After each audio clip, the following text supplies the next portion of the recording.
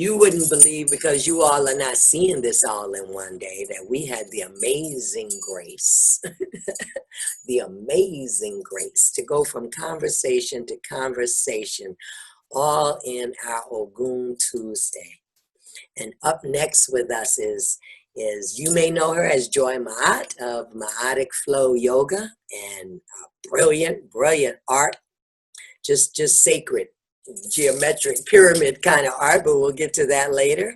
And I know her as Ifa Sinka because she and I have walked together through some cultural and spiritual experiences in the last couple of years that I've known her.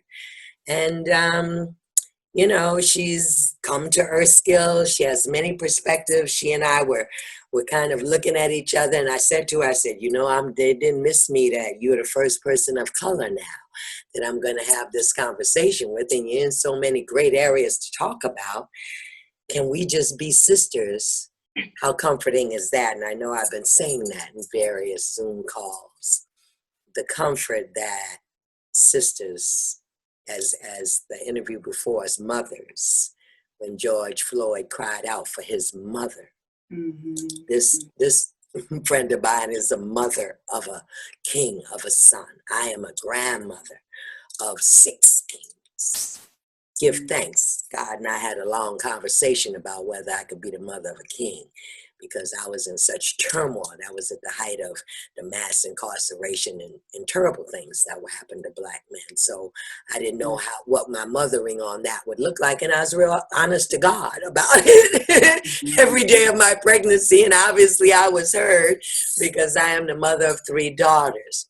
But today, Joy and I felt like we could hug each other. Of course, we haven't seen each other as all of us are experiencing in this pandemic. And we wanted to hug each other in this conversation in that way, that we are in these Black bodies. We are rattling around, trying to figure out how to hold the balance of steadying our own nervous system and our own soul.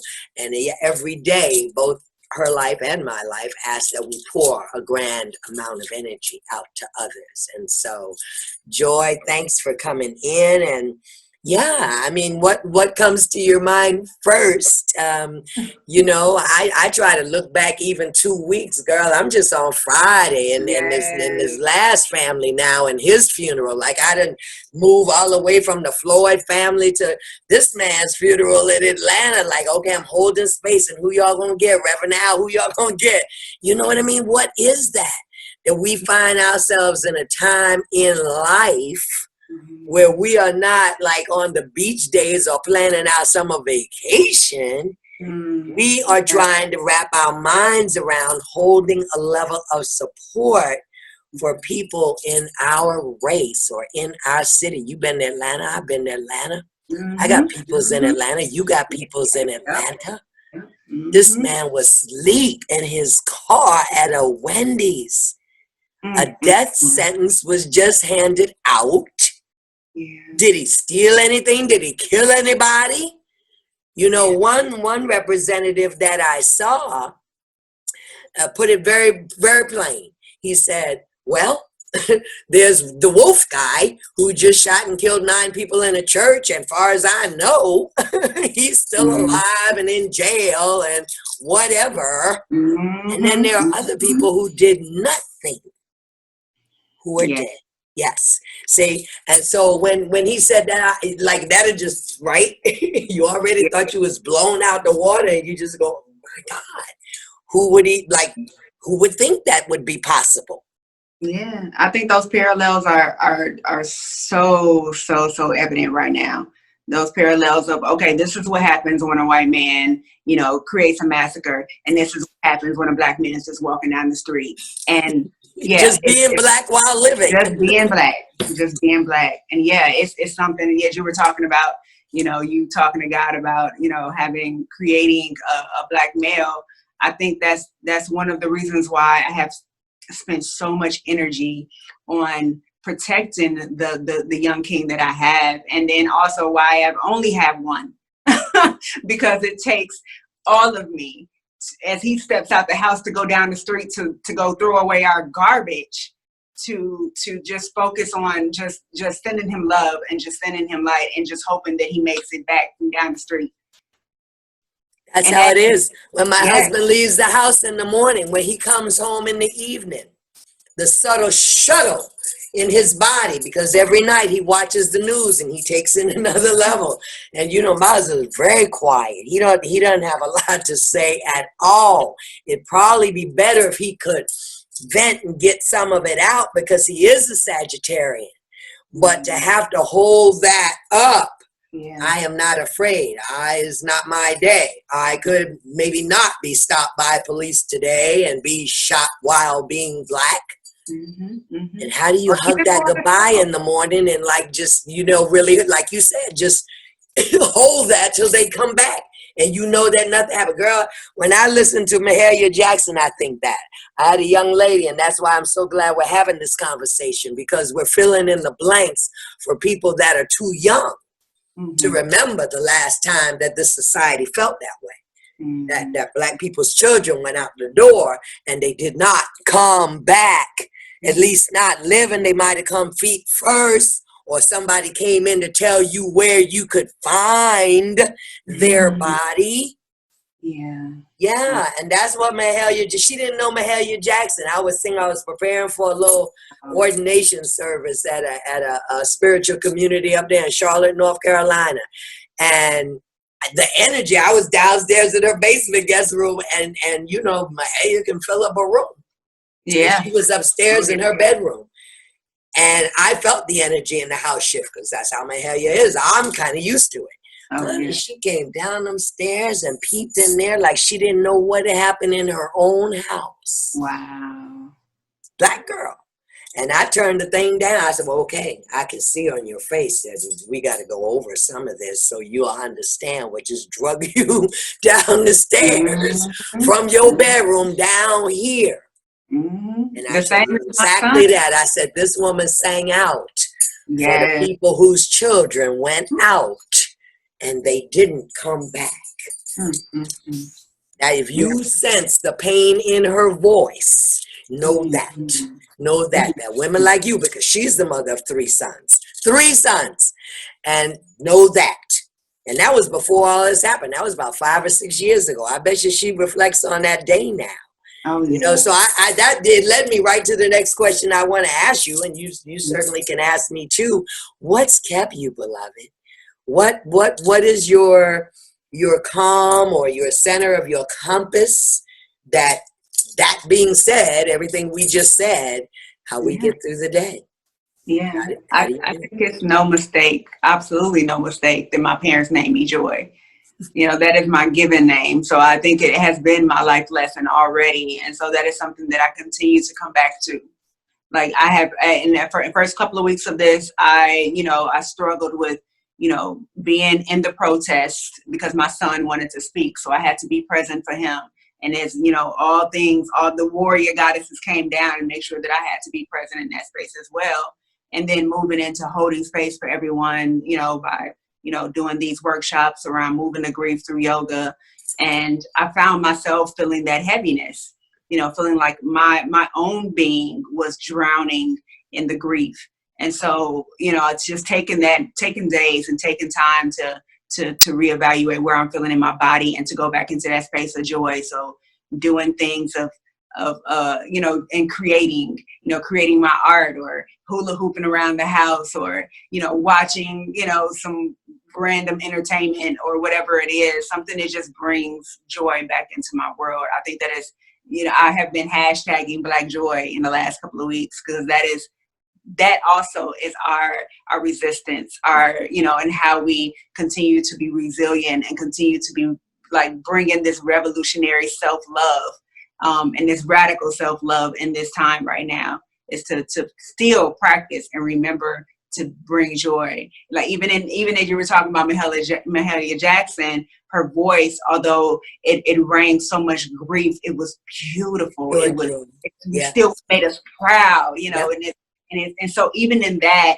we see reels of people, you know, dancing through it all, or getting married in the middle of the march, or because that is what we've had to do for hundreds of years. We still had to maintain a level of joy, a level of some type of hope, you know, for our future, for who we are, to continue to live in these bodies, continue to live in this world. It's so that has been my savior, is literally joy. I'm glad you said that. I'm glad I asked, because I think as an energetic and an empath, and you know, I'm so thankful to have that balance of Tracy as my pragmatic, because you know, I'd be like, where you are, what do I need? And I might not name it joy, but it might be like this morning, I painted the back door. I said, let me take a few minutes and just have a paintbrush in my hand, whatever it is. Or yes, I woke up at 3 a.m. and I thought I was in Minneapolis. This was back when the funeral, you know, when the death happened, and we didn't have an arrest yet. And I thought I was literally going to go off the guardrails in my own body. Like I just couldn't even find my way back in. I visited too many kids already in jail for stealing a bag of chips. How was the man who just snuffed the life out of a person not in jail yet? It was too hard for me. And I would do that, okay? If I need to stay in the bed and watch disaster movies. Girl, I watch more earthquake and volcano and hurricane disaster movies. And you look at me like that and go, did that give you a sense of comfort here? Somehow it did, okay? Because, but you know, and I'm just saying, I don't think I've said that to anybody else in terms, if you ask, I'm telling you the answer before you ask me the question.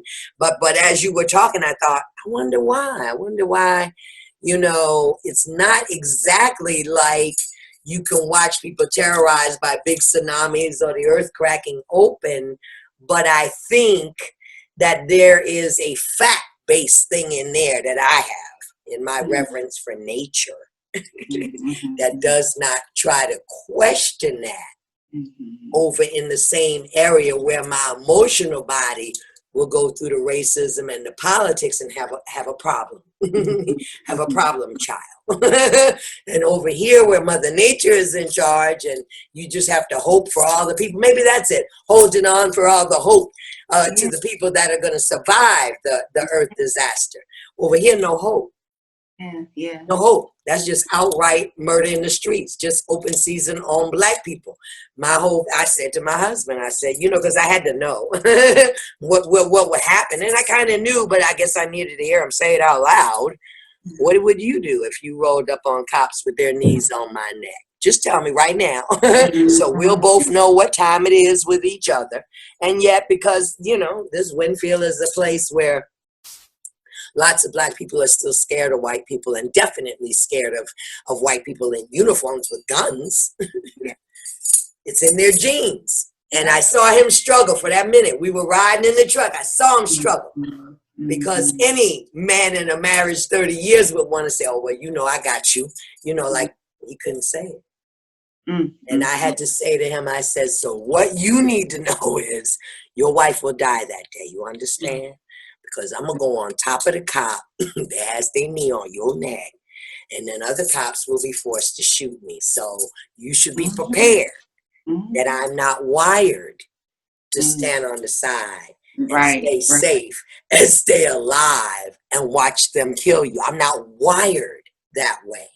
And if there's anything, you know, which, you know, I've been trying for weeks, and I know you and I will continue to hold this space. I do think it's time for Color Girls to have a conversation. Yeah, because that being said, what I just said is like, to a certain degree, we have to know a little bit more about the medicine that you just said, that we have historically carried for centuries. To help our families and to help ourselves. And in this hour, no, I think we got too much uppity on the uppity. Something happened, boo.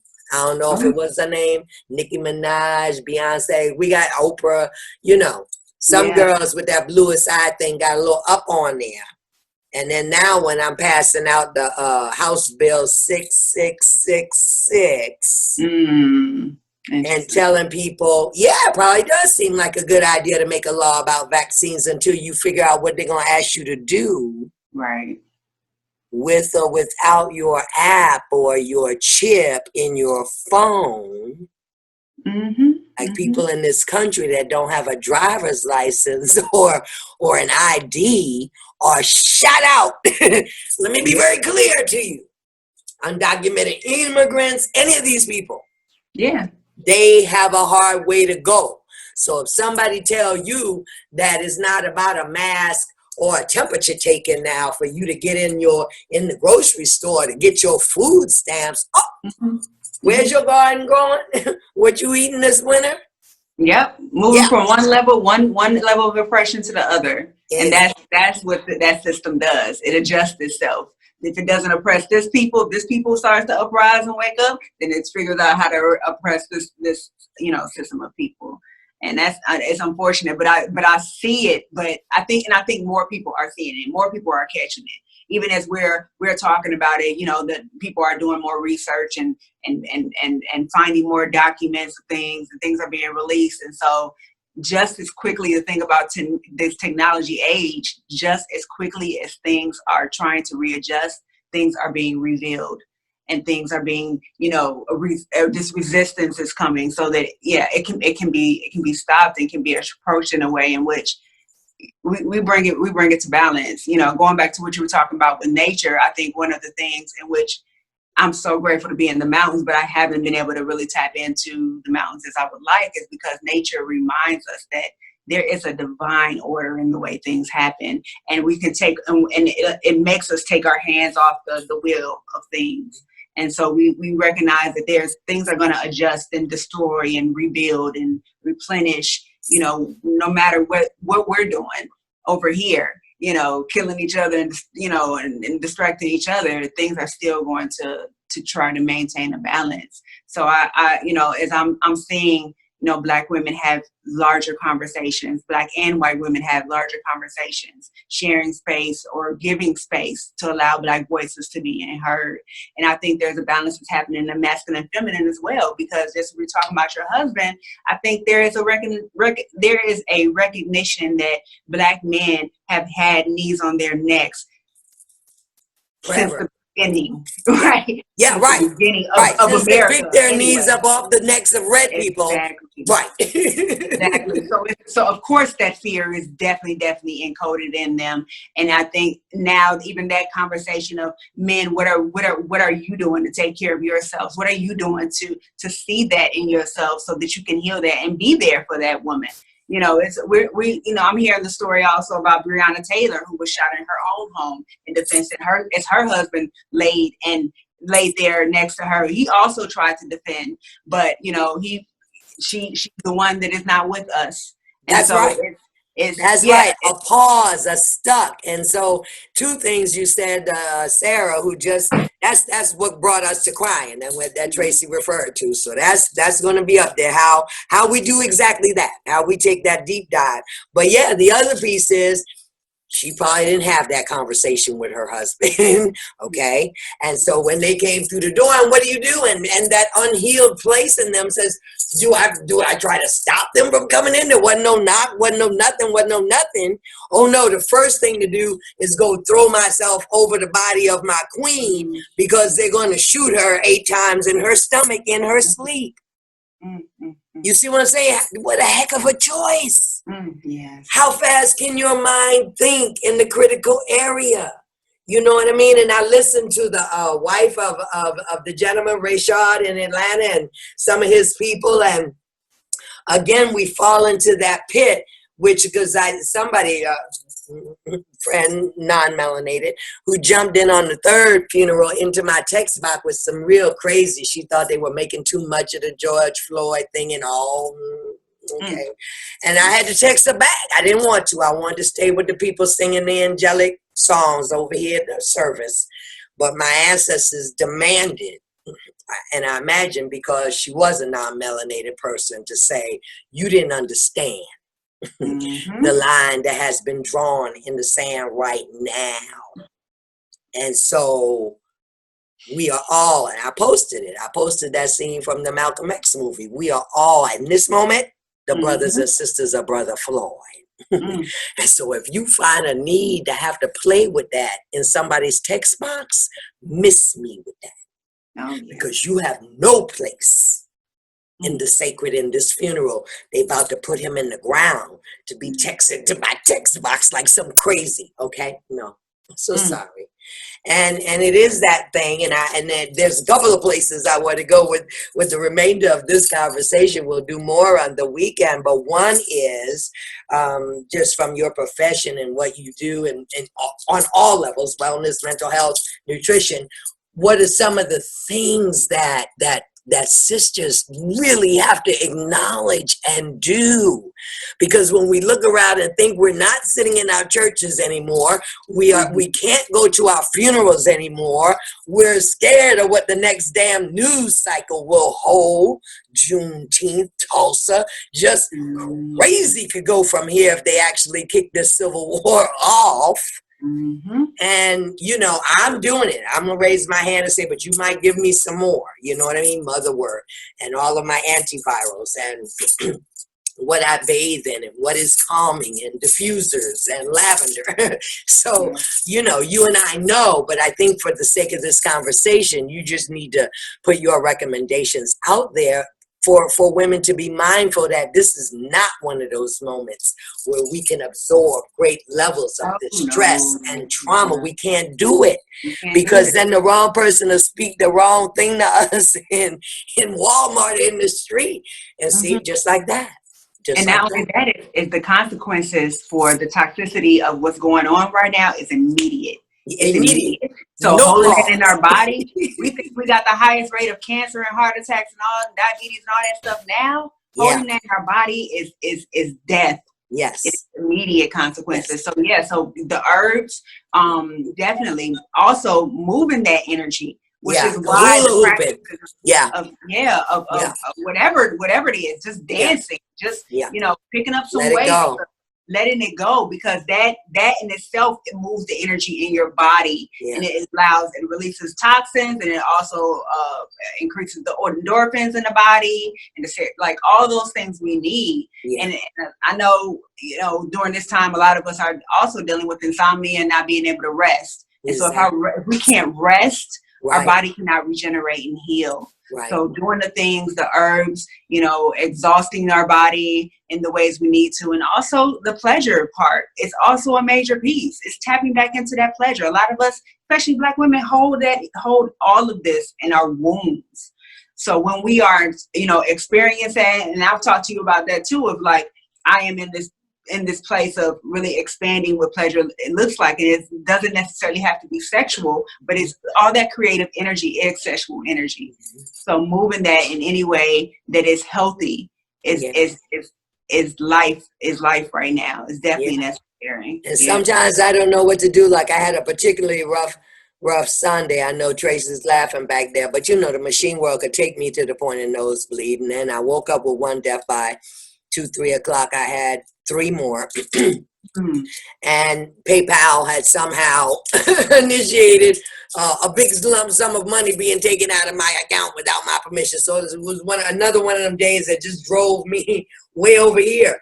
And I heard the Spirit say, you have no choice but to go in your yard barefoot now and try to do about 2 hours of yard work till exactly that, till you knock yourself physically out, and then you'll get in your bed and it'll be tomorrow. There's no more that you can load on to today. It's done. You know what I mean? But hopefully we're hearing that.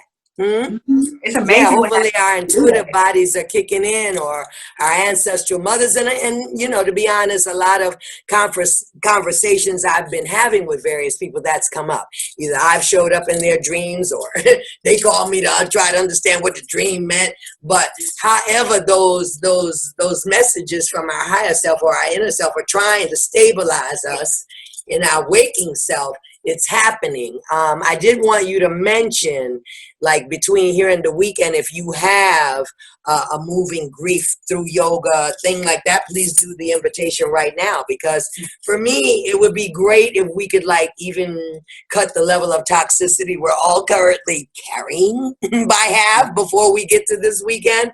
I don't know if that's possible, but things like that, moving grief with yoga. So you have one between here and the weekend? I don't have one. I'm actually doing some Juneteenth art exhibits this weekend. But yeah, I will share that when those things come up. Yes. Hopefully, I do them every other week, and I just had one this past weekend. So I do have plenty of videos on my YouTube to move that energy. Yeah. Right. I forgot about your YouTube. That's the same thing we're doing. This is going to go up on the Kindred Sangoma YouTube, these interviews. So yes, that you even said that people will look for you on YouTube, Mahadik Flow Yoga. Absolutely. So the one was the tools that sisters could have. And then I guess it's right in there to say, I was wondering, what was your feedback from the people who have participated in the moving of grief with yoga? How did you experience it? How did they experience it? How'd that go? Oh, that is absolutely necessary. And then doing that call to action or to movement in itself is, like we talked about, is checking in with one another. It makes us slow down, because I think, that's one of the things that we have, as strong Black women, we can keep going. We can keep going all the way to the grave. But when we check in on each other and say, hey, let's do some yoga, let's do some self-care, let's have a spa day, things like that. So I've had a lot of great feedback about, how it's reminded them of their own breath, of their own need to move that energy in their body so that they're not holding it. Yeah. And that's why, I will continue to do it. I need it for myself. Just being amongst, sisters and brothers and being able to move that. And we also do points in when we're checking in with each other. We're talking, I don't do just regular, the normal sequences of just flow, but we also stop and we acknowledge what's in all of our bodies, in our mental spaces, so that we can, make sure that we're removing all of that in that space. So yeah, it's been necessary. I've been working hard on house repairs, but while I do, I listen to Earth, Wind, and Fire and Stevie Wonder. And that is always my good medicine to make me feel better, honest to God. It just does. It cleanses something inside of me through that music. And then, I have the Web of Love, which has just been a lifesaver since I was locked down in Louisiana, because there is any variety of handpan and drumming and praying into the water and just really, really good spaces that fill up that need to say, even in the harshness of the world over there that we're looking at, they're still sacred. There are people who are tending and holding the sacred. And I guess that's why we got into this urgency right here. So, before I let you go, I'm going to slip over, not quite into the conspiracy theory, but I guess to kind of fully more promote what is coming on the weekend and how it goes. Again, just coming to this moment in time as two women of color, and I do want to acknowledge what you said, because it was yesterday morning that something after 9 I was still in the bed. And this is shocking. I am a 5:30 in the morning, 6 o'clock person, so it's shocking. Like that, I was having a hard time getting up. And an energy of myself came to myself and said, it is okay for you to admit that you are exhausted. Yes. Girl, that was like that. I don't think I've never, because you said that. And even when I was fully paralyzed in there, my mother told me, bless her heart, up in heaven, she said, you cannot live your life as if you got to have your foot all the way down on the gas pedal. If you do it, you killing your life force. It can't go with you like that. And I mean, I didn't get up. I didn't roll out of there till something after 10, which again is unheard of. But I so respected that voice that came in, and that was the truth. Tears rolled down my cheeks. Said, it's okay. Why do you think it's not okay to admit to yourself when you are completely drained and exhausted. You know, and for those that of my age, you know, we know when we gave up the nice girl, we know when we gave up the people pleaser. And I think the last one to wrestle with is that a drive, hard, strong black woman, whatever all that is, that came down to us historically. You know, some things I seen my mother go through and my brother with other things in life. And she would say out of her, I'm not having my breakdown until I get through here and here and here. And she would literally push her emotional, she's a Capricorn, push her emotional body all the way over there because she meant to settle the score before she got to her own personal tears and pain. And so there you have it. That's my mother. That's what was demonstrated to me. And now when I see my daughters push themselves too hard, I see what I shed to them. And so these are some of the things that we hope, I believe, in this weekend, because it's such a variety, you know, of conversations going on from so many different angles for us to look at solutions, look at how we stay well in the midst of crazy. Because we just on the tip of the iceberg of crazy in this year of 2020, an election year. We I don't know, people might think this was the big crash. This was not it. It ain't it, and we ain't no going back.